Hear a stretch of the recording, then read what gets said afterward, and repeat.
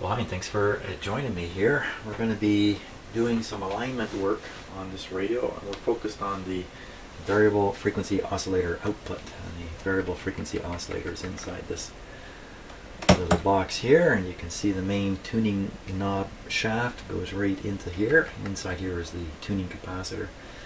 To adjust things that are inside this box, there are holes. There's a hole here, put a alignment tool in, and then there's two holes in the front you actually get at by removing the big tuning knob, and then the two holes are available in the front panel. Make your adjustments that way. So the first adjustment is in through this hole here, and what I'm curious about is what's in there. Is it a screw? It's a flathead screw type adjustment. Okay, which means I should be able to use this tool here. Now, here's how things can go wrong so easily. So now, hoping my focus is good enough here. VFO output adjustment. Output adjustment. Up here is VFO frequency shift and level adjustment. Output adjustment, level adjustment. Okay, so refer to figure 1.3, fold out on the next page. Here it is here.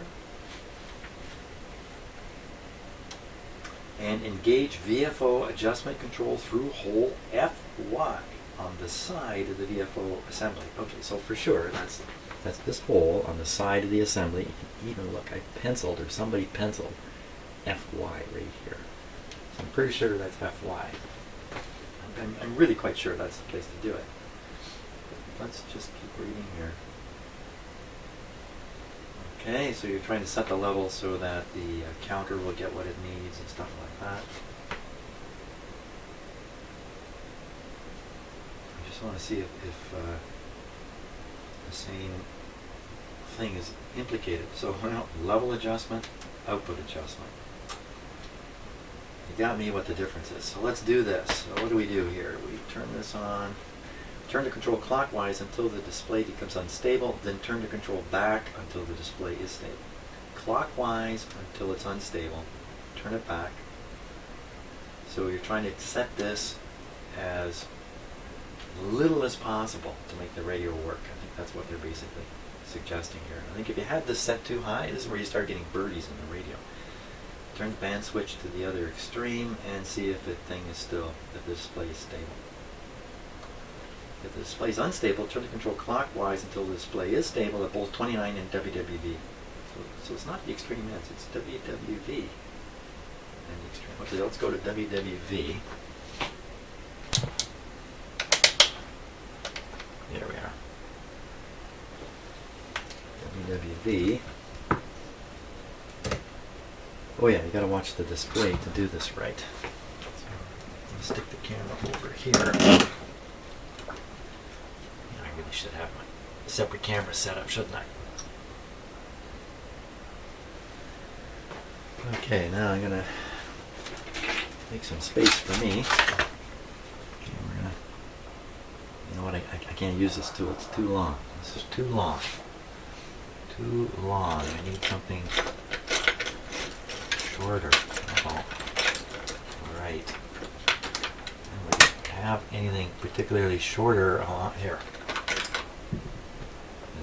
Try a screwdriver. Okay. Ooh, that sounds like it's having some effects there on the... Well, it's in. Okay, so it said, what did it say? It said turn it which way? Which way? Which way? It said turn the control clockwise until the display becomes unstable. Okay, so here we go. There's a nice stable. I'm going clockwise. Clockwise. A long ways. Oh, you know what? That's all the way. Can't go any further. It's definitely clockwise. I'm going to go the other way.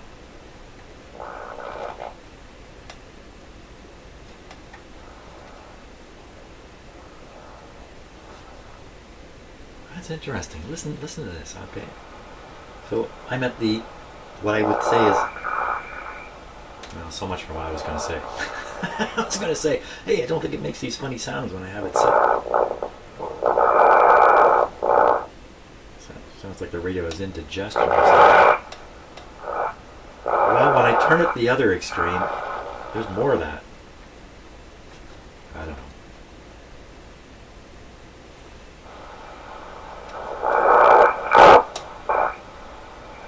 Well, I'm going to turn it to the extreme minimum. Okay, up onto 29.5. Turn this down.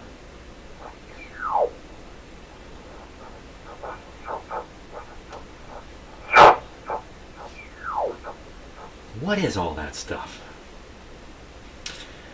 There we are. Seems stable to me. You know what that was? That was some guy with another SB400 trying to get it to transmit properly. That's what that is.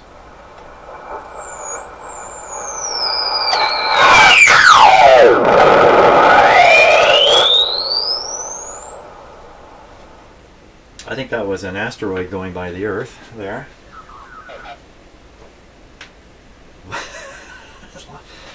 Unstable. It's unstable. Some strange stuff. I just turned up all the way. Screwdriver, go back in. Here we go. Oh, isn't that interesting? What is with the clockwise and the counterclockwise thing on this radio? So this is fully clockwise. I think I'm just unwise. I'm clock unwise here. What are we doing here? Turn the control clockwise until it becomes unstable, then turn it back. Okay, so it's unstable, clockwise. So it's doing what it's supposed to do. Turn it back and give it a little more. There we are. There we be. That would be it. The next thing is VFO level. VFO shift and level. VFO frequency shift and level adjustment. I gotta take the knob off here to do it.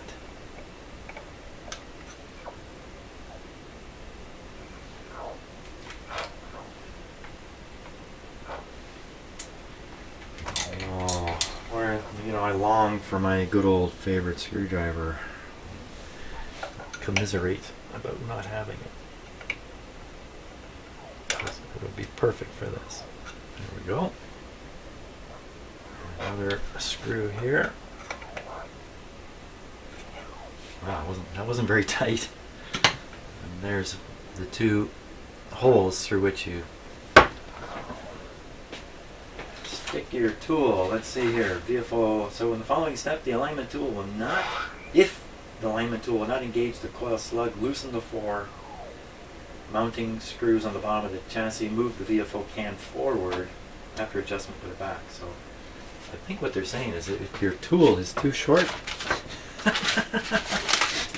what an insulting thing to put in a manual. If you're a man whose tool is too short, okay. The object of this adjustment is to center the 500 kilohertz of the 3.5 band within the total VFO tuning range. Huh? Turn the band switch to 3.5. Turn the on button on. 3.5. 3.5. Turn the main tuning knob until the display will go no lower. Okay, there we are. Display will go no lower.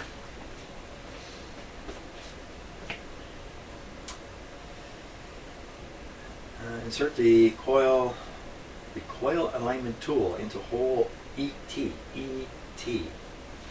ET. Bums. So they refer to ET, but on the diagram they use words. VFO shift and VFO frequency. They don't use ET. Come on, ET's got to show up somewhere. Here we are. ET is the lower right one. Found it on another diagram here. take this hole here. ET. ET. Where'd it go? Insert it into ET, into the corresponding hole in the VFO. Fit the tool into the coil slug. So it's a slug. Adjust the slug until the display reads approximately 3475. Well, look, it's right there right now. You may be able to see the display at two positions that click slow, and when you have the correct position, the display will read lower with counterclockwise rotation of the alignment tool. Okay, so if I can get it in there and turn it counterclockwise, we should see those numbers go down, and know we're on the right peak. Let's find out if Jim's tool is long enough to do the job. No way, man. It's embarrassingly short tool. Something a little more manly here. Let's try that.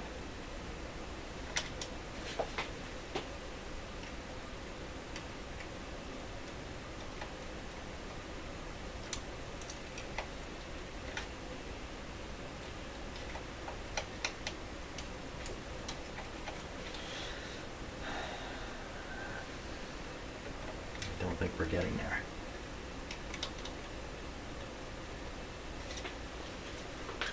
Okay, now I gotta think about the loosen the can procedure. Wow, okay. It's a much longer one here, but it's the wrong kind of tip. Occasionally, the wrong kind of tip will still grab.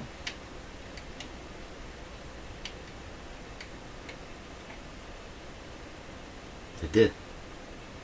Okay, we're cooking with gas. Now, so what am I supposed to do? Turn it.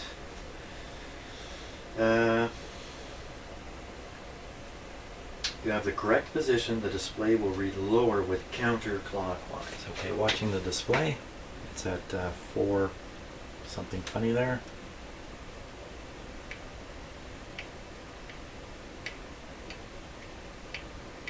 Come on. Yeah, it went down. Oh my gosh, wait, it just shot way up. Boom, boom. I should have wrote some of these numbers down because, you know, the psychological stuff that goes on is interesting. Because I'm looking at these numbers all funny, I cannot really remember them easily. I don't see it as a number. I see it as a bunch of funny symbols here, especially with that thing. I had the radio sitting right. Oh, look at it go. Okay, well, it definitely goes down. I don't know why it was sticking there at the end.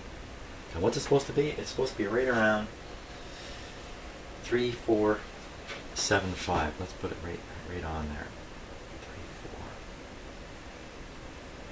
7, 5. Perfect.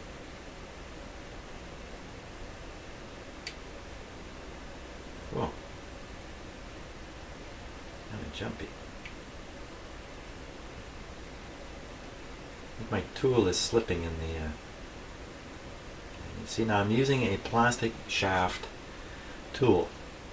And what happens when you push against a slug that's stuck a bit is you begin to load up tension in the tool. And then when finally the tension reaching the slug is high enough, the slug will then jump, the force of friction will drop during the move, and the entire loaded up springiness in here will be released into the slug will jump ahead. And no matter how much you go back and forth, you're just going to never get in the middle where you want to be. And that's why I like using metal tools when I tune radios. That's my excuse. So the old thing about, oh, you can't do anything with a metal screwdriver, that's not true. If you're careful, you can find lots of places you can do tuning with metal shaft screwdrivers and that.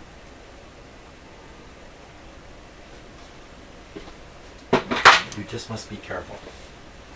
You just must be careful. Know what you're doing. Well, you only have to think you know what you're doing. That's really the important part here. So, okay, so I did that one. What about the other hole there?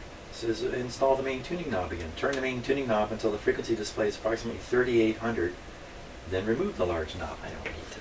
Come on, we can turn it like this. 3800.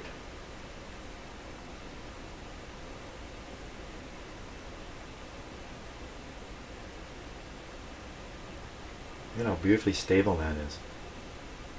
Pretty nice. 3800 with a backwards L. Or maybe you would say that would be a hockey stick there. 3800. Now what?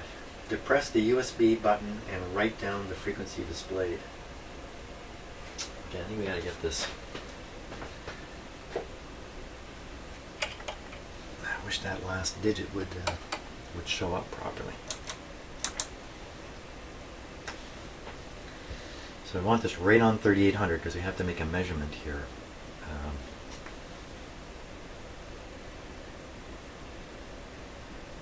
That's 8. That's 9. There, 3800. Okay, 3800. Now I push the... Well, wait a minute. The USB button's been in the whole time. Uh-oh. Uh-oh. I missed something here about how the radio was supposed to be set during this whole thing. Well, let's pop it out and see what happens here. Well, one of these three buttons has to be in all the time. But you can trick the radio into popping all three of them out. Like that. Is that how it was supposed to be? It's probably only critical for this last thing.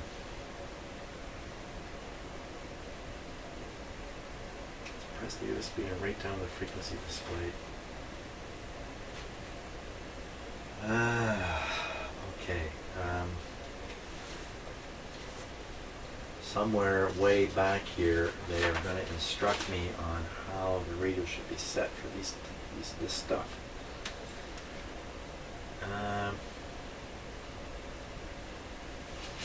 Oh my gosh.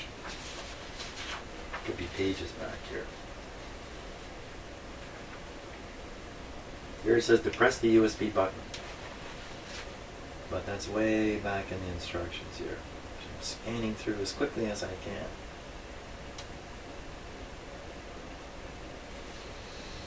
To press the 100 Hertz button, I haven't got that button. To press the high button, ooh, I want to do that. Release the high button. To press the Vox and high. Speak in the microphone, release the Vox. These are all early tests for the major functions of the radio, which are all working. Plug in the counter board. Oh, in the following steps, the band switch is still at 3.5. USB, LSB, and CW buttons are all released. Okay, so it's like this. All these buttons are popped out, even though you don't normally operate the radio that way at all.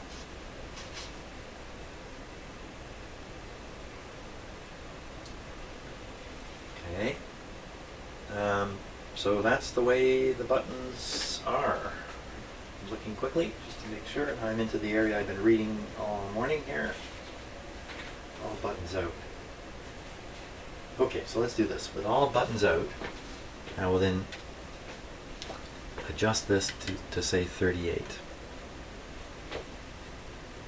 I'm sure this is some kind of measurement of the sideband shift between USB and upper sideband, lower sideband.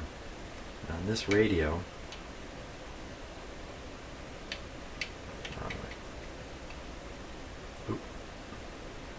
on this radio, something funny happens when you switch between 3799, so we're just about 8 here.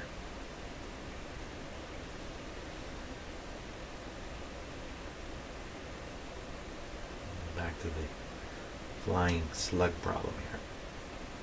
Yeah.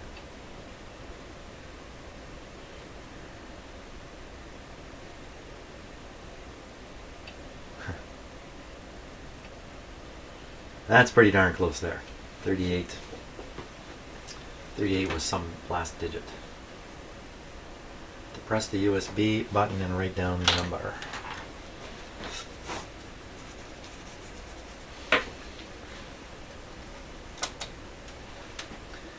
$3803.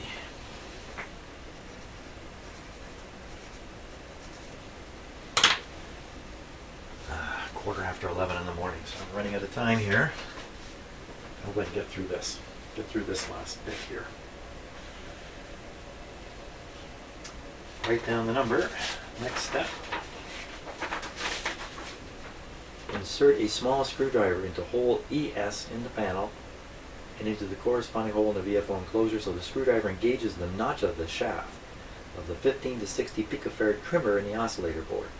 If the blade of your screwdriver is too large for the panel hole, you may have to engage it through the large hole. So yeah, if you try to go through this hole, but if you can't, you can kind of fish it in through here, is what they're saying. Okay, let's see if my screwdriver will make it.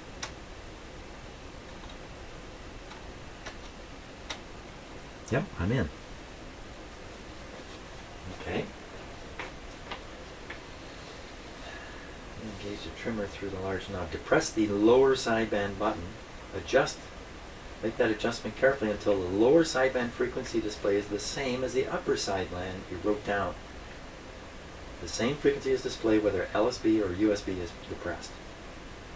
Remove any metal screwdriver before taking the frequency reading. Okay, so we want this now.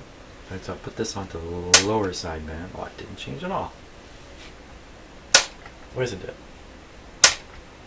So now we want this number.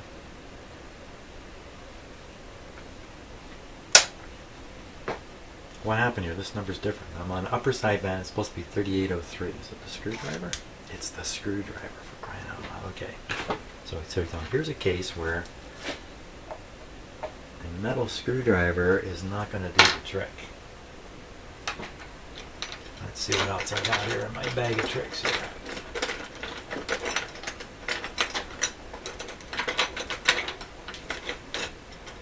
Something stiff plastic with a nice blade on the end.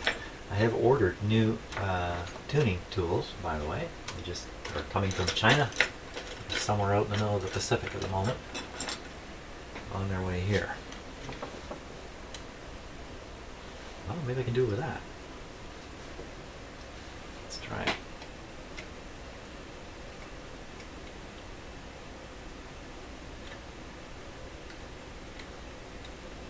It's tricky to know you're in the slot of the adjustment screw and not down beside the screw. Especially with these plastic tools. You know what? It's not going to work. It ain't going to work. I'm going to go with the metal. So we know it's supposed to read 3803.8. 0.8 here. With the screwdriver out, we'll go lower sideband. 3803. Oh, it's pretty much dead on, wouldn't you say? Well, what am I going to adjust here?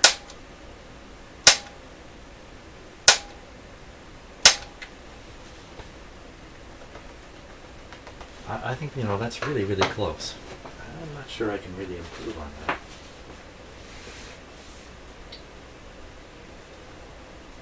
Adjust it carefully until it's the same. The same frequency. To prevent light from shining through, place small pieces of black tape over those two holes. Place the knob, tighten the screws, check stability, frequency display, turn it off. Okay, that's it. We're done. So that's the alignment process for the VFO, at least at this stage in the scheme of things. Good, because I have run out of time. I've got to get going here.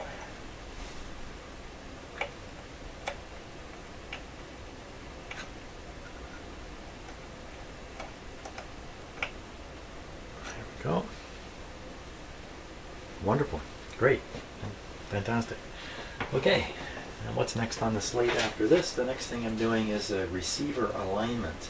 I have to read carefully about that before I take that on. And lots more to go yet. Fantastic. Thanks for watching.